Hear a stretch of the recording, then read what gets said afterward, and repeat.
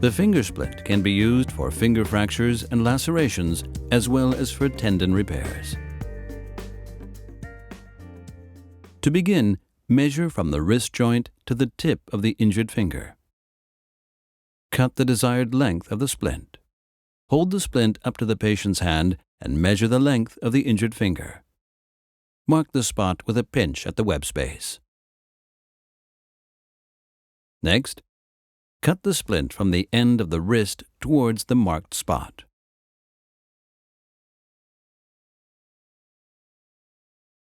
You can open the padding and trim the edges round at the end facing the wrist later.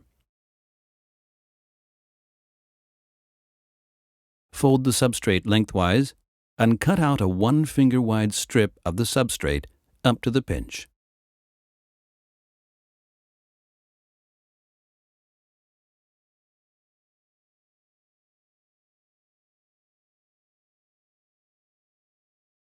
For a smoother edge, you can trim the edges round at the V-strip of the substrate.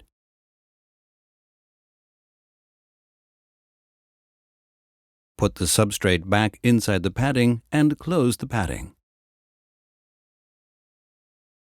Cut up center, leaving a margin of padding on either side for skin protection purposes. You can trim the padding to match the round edges of the splint if desired. Activate splint with water. Slide the V-strip next to the injured finger with 1 strip at each side of the hand.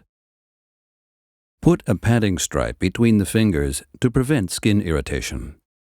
After this, fold the entire splint in one direction, capturing the injured finger. Wrap with a bandage to secure the splint.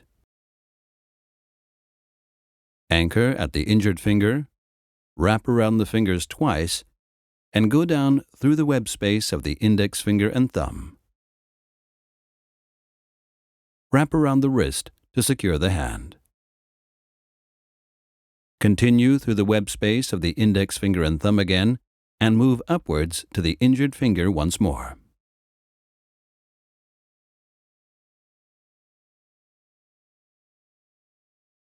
Fixate bandage at the patient's wrist with tape or a hook and loop fastener.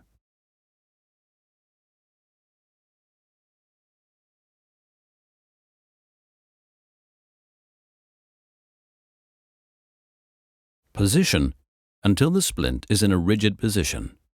Mold as prescribed by the physician. When the splint is rigid, do not forget to cut the overlapping padding at the injured finger to check circulation.